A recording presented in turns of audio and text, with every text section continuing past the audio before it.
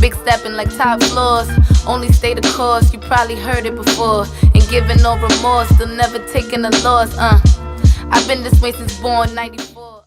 What's up, y'all? It's your girl Dolamac, and we are here at Gainz Recording Studios, and this is another episode of Rhyme and Reason. And today we have a special guest, one of my favorite lyricists, the dopest that I know, a spiritual lyrical warrior. Okay, let's be very clear. Okay, Miss Nata is in the building today. What's up, Nata? What's up? How are Hey, you? girl. Thanks for coming, sis. Of course. It's great to have you. Of course. I love to. Oh wow, I'm messing up. It's okay. I'm just gonna continue. I love being here. I love your studio. I cheer you on, so I'm definitely proud to be here. Thank you. Yeah. I'm glad that you're here, blessing the space again. So yeah, tell us all about Nata. Who is Nata? Who is Nata? Nata is your girl next door. Nata is a different type of person. I don't know how to explain it. She's a creative. She creates her own table. She doesn't try to, fit in with people. She's spiritual. She loves God, and she puts it in her music. And yeah, she's about positivity and a fun time. So yeah. That's dope. I always admire seeing your journey. And, as independent artists, it is a struggle. So definitely watching your journey is motivating. So I know you're definitely motivating other people. So with that being said, what's the most important thing to you as an artist? The most important thing to me is definitely reaching people. Well, I feel like my ministry is to save souls, and what I mean by save souls, not necessarily like come on over here, but it's like more so like someone to relate to when you're going through something. A song to pick you back up when you're feeling down. A song. Basically, my music is about like talking to God and having conversations with God. We all go through those times. And yeah, so I just want somebody to feel inspired. I want them to feel hope. I want them to feel faith. And I want them to feel love and secured. Like I feel like my music is a safe space. It may not be like pop that, but it's definitely a safe space where you can just confide in and vent. Yeah. Yeah, for sure. I think I get that. Speaking, I guess, for the mass majority of people, but you definitely can resonate to when you hear Nata speak. And if it's not Nata, you can for sure feel that it's the spirit that came speaking to you. So, what made you choose music as your form of expression? Man, I've always loved music. I feel like music can tell a story that probably you can't in the time being. Like when you're feeling a certain emotion, you might say, this song is what resonates with this emotion. And I feel like that's what music was for it to me. It was like my hiding place. It told my story without me having to open my mouth. I never thought I was gonna be a rapper because I come from an African home. Okay, they don't play. They want me to be a nurse. And also being a woman, I just didn't think I had it in me. I was a very shy child. But I just love music and I loved hip hop. It had so much freedom, and that's what I wanted as a kid. So as soon as I was able to build that confidence, I was like, I want other people to feel like how I felt when I listened to like I Used to Love Her by Common, or listening to other music that just felt like you can see yourself in it. So that's why I make music. Okay. So you are an independent artist. So what do you feel is your biggest challenge, and how do you use that to motivate you to keep going? The biggest challenge I would say any independent artist will testify to is that sometimes you don't see, especially financially, sometimes you don't see as much as you put in. Right. Maybe you put in so much work on a song, on doing the shoots, doing the whatever, and financially you could when you're doing music, you're putting way more money than you're getting back. I think that's probably the most struggling thing. And sometimes it can be very discouraging. Maybe you have a song that you thought was going to blow off and it didn't, or you were looking for a certain type of reception and you may have not gotten it. And it could be hard. It could be struggling. But what motivates me is that I'm actually not doing it for money. I feel like sometimes we get to that point where we make music a business. But what motivates me is that I remember that, this is an art form and this is a way to reach people. It's like therapy for people. and I enjoy doing it. And I do eventually want it to be something that is my all in all, no 9 to 5. So that's what keeps me going. That I'm doing it for arts purposes, and I'm doing it to reach people, help people, and yeah, the money will come. It definitely will. Mhm. It's definitely not easy. So Yeah. I can relate 1,000 times. Yeah. It's a struggle. Yeah, absolutely. But it's good that you keep going though. That's dope because a lot of people need to see that too. Because Yeah. people only see the glory and the Mhm. glam and all this other stuff. So as independent artists, I think it's important that we showcase or highlight our lows. Yeah. I know like for myself, it's very awkward to like kind of put yourself out there to show that. So Mhm. being vulnerable enough to show people that is dope. Absolutely. So with 94, what inspired you to create that record? Well, first and foremost, I heard the beat and I was like, this is giving me nostalgic 90s vibes. I'm all about the 90s. And I just wanted to like talk about my year. And not in the sense of like giving Snapple facts, this is what happened in 94, but more so like if I was walking down the street during 1994 and I was just talking and it has a little, braggadocious things in there, but just like that feeling, that especially that the beat brought me. So it just gives that like you on the stoop with your friends and you just rhyming type of vibe. So that's what I put in 94. Okay, so when you're creating a record, I know it varies, but what was your creative process for 94 or for songs in general? Like how long does it usually take you to knock something out? Like tell us about your creative process. So my creative process is, I usually say if I can't think of a music video to it, I probably don't like the song.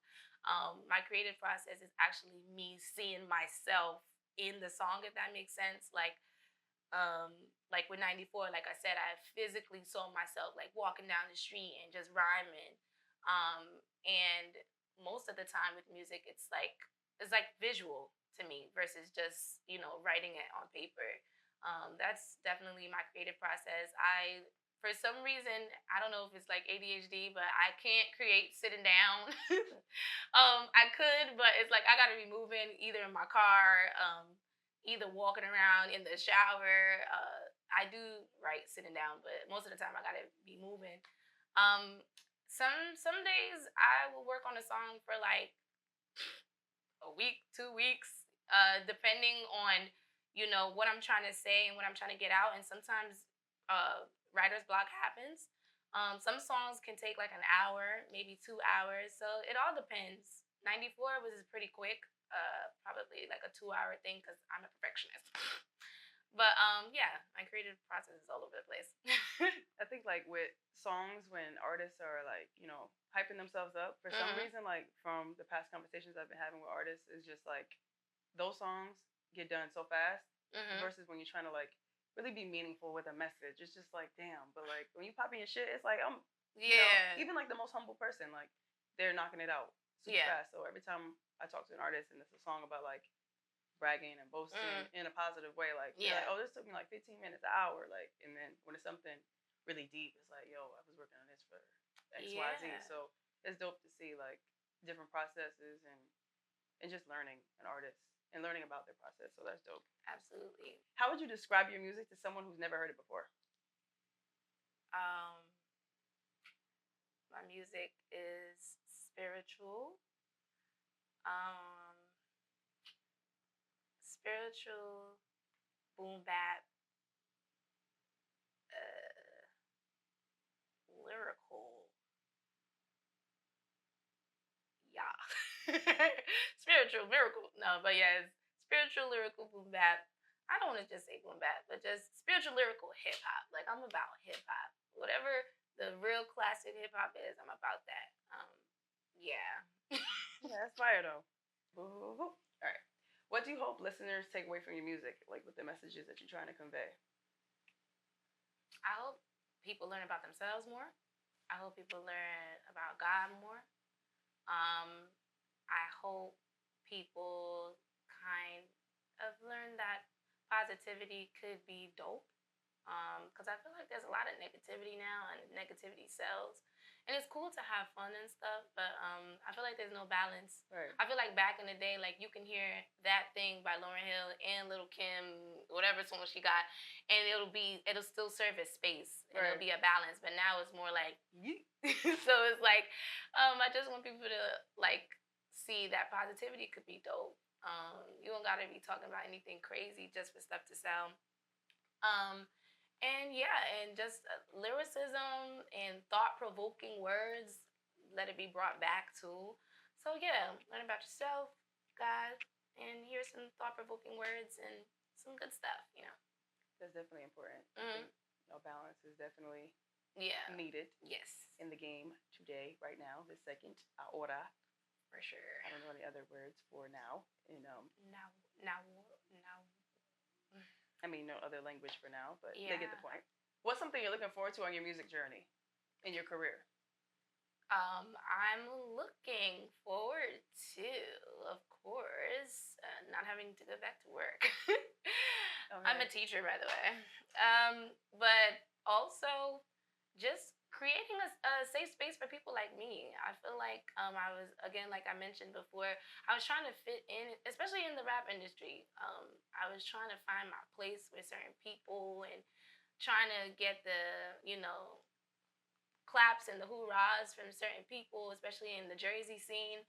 But I know when I step into certain places, I'm very different. And I just want to create a space for people like me, people who love God, who love rap, people who are different, who are weird, and may not feel like they have a space. So maybe a label. What else? And I would love rewards and stuff like that, but I just want to grow my community, grow my fan base, and give them what I could give them, and that's really about it. So I know you mentioned rewards. I want to piggyback off that.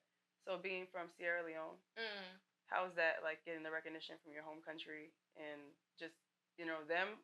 It seems as though they're giving you the clap and glory that you want from Jersey. In a case, if that's okay to say. No, absolutely. How does that feel? It feels awesome, actually, because one, being an American-based Sierra Leonean, you wouldn't think that they would, not say they wouldn't gravitate, but it's, Afro beats out there. But I love that they support me. I love that they support hip-hop. I show them love just as much back. And I love, again, you want to feel love from your people. Right. And I'm so appreciated because they do give me those allocates and stuff, and it's the best feeling ever. And if anything, I do it for them, and it's been awesome. It's been awesome. Do you plan on visiting anytime soon? Yeah, I want to go in December. Fingers crossed, because that ticket is them things are pricey. But I definitely want to go to December because that's when stuff is popping and stuff. They've been wanting me to go out there so bad. Y'all need to fly my girl out. Yeah, if you want me to go, come on, fly me. She's trying to get flued out. Yeah, okay, please, flued out. Okay, because your girl. Yeah, life be lifing. Life be lifing. So, what's a producer that you want to collab with for either a record or an album? Timberland. I want to work with him so badly. I love Missy Elliott so much. If you know me, I love her so much, and I love them as a collective. One of the reasons why I started rapping was because of the Jay-Z sound, but her sound too. Used to listen to her first album all the time. So I definitely want to work with Timbo. I want to work with Pharrell. He got that Neptune sound. I want to work with Just Blaze. He has that he worked with Jay-Z a lot, and his sound, tagline is crazy. Yeah, Just Blaze. We were just talking about that yesterday. That's about to be fire. So those are my top 3. That's fire. Yeah, that's dope. We was just talking about that yesterday, Just Blaze, and I was asked that same question, and Tim and Pharrell were definitely in my top, and Swiss. So ooh, that's another one. Definitely great picks.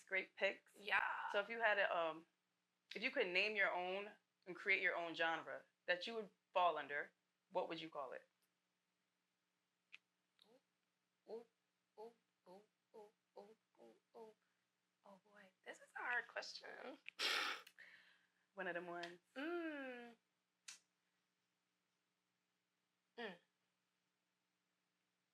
Nata. Ghetto disciple. Ooh. Ghetto disciple. Ghetto disciple is crazy. Yeah. I fuck with that. Ooh. Okay. Cause it's damn, when we go back and run back all our interviews, this is gonna be the one. Like Ghetto Disciple 1. Like, damn, that's fire. Yeah. That's fire. Okay. Yeah. To make a shirt. You know. No, that's fire. Yeah, for sure. Don't nobody steal that shit. Yeah, please. Because it's on record. This is copywritten. Low key, high key. But that's fire though. I like that. Ghetto Disciple. Nata. Ghetto Disciple. I like that. Kind of stumpy. Okay. What is next for Nata? Tell us, what music, what you got coming up, what's going on? Definitely want to release some singles. Definitely this year. I do want to get into the merch game. I do, because I've seen the beautifulness, I don't know if that's a word, in physical product.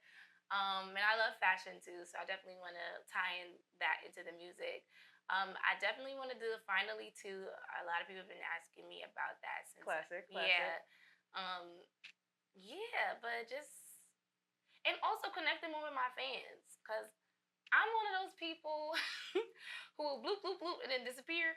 But I want to connect more with my fans, go more on live, be less introverted. But I got y'all. It's a struggle. That's what I'm saying. It's very like I said all the time, I'm an introverted extrovert. If you know, same thing. I'm gonna turn up, act a fool. Yeah. But when I'm in a room, it's just like, you introduce yourself. Hey.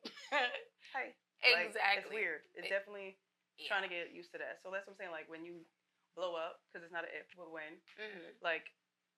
How do you feel that you're gonna adjust to the privacy life? I ain't gonna lie to you. I might end up being like a J. Cole or Kendrick. I might be zoop. You might just enjoy the music, but not even that. I do, of course, want to interact with my fans, but I do see the beauty in privacy. Mm-hmm. I don't ever want to overexpose myself where you see me on the Shade Room every week. Mm-mm. No. Mm-hmm. That's not my life. That's not my ministry. So I'm definitely going to try to have balance. Y'all not going to know everything, but I'm going to definitely at least have conversations with my fans, not just leave them high and dry. But I'm a be private. You're working on it. Yeah. So if you had a piece of advice for an independent artist or artist, what would you say right now to a girl who's just like you, a little girl who's kind of scared to come out and do music or follow her dream? What would you say?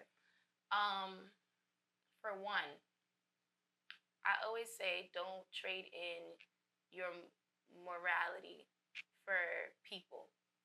Because I feel like there's a lot of people in the music industry that are doing things they most likely don't want to do. Or they fall into, the trend.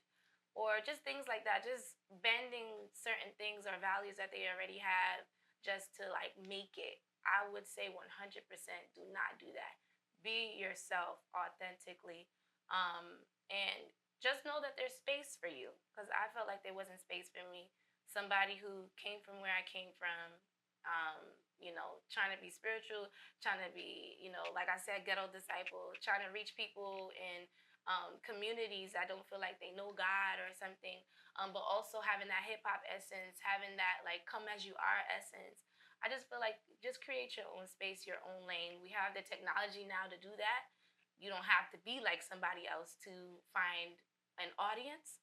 There is an audience for you. That's another thing, too. Don't ever think you have to be somebody else to gain audience. But yeah, be yourself. Don't trade in your morality. And there's space for you, or create your own space. And that's it. That's definitely dope. I'm a little too loud. I'm like, she talking to me? Oh. Chill. Make space. Tell us where we can find your music, website, social media, all that good stuff. Well, I am ILLL.NATA on every, what is it called? Internet platform? Wow, social media platform. I'm getting old. Wow. internet platform media is platform. crazy. Wow. Yeah. 94 is not that long ago. She wildin'. Wait a minute. Wow. I said internet platform. That is funny. But yeah, I am ILL.NATA on every social media platform. You can find my music and ATA on every streaming platform. Holla at me. I'm cool. You could DM me. Just don't DM me too much. And unless you're trying to fly out to Sierra Leone. Yeah, that's the only reason. Period. So this is your girl Dola Mac, and I'm here with Nata, and this was Rhyme and Reason, and we are at Gainz Recorded Studios. Fuck with us.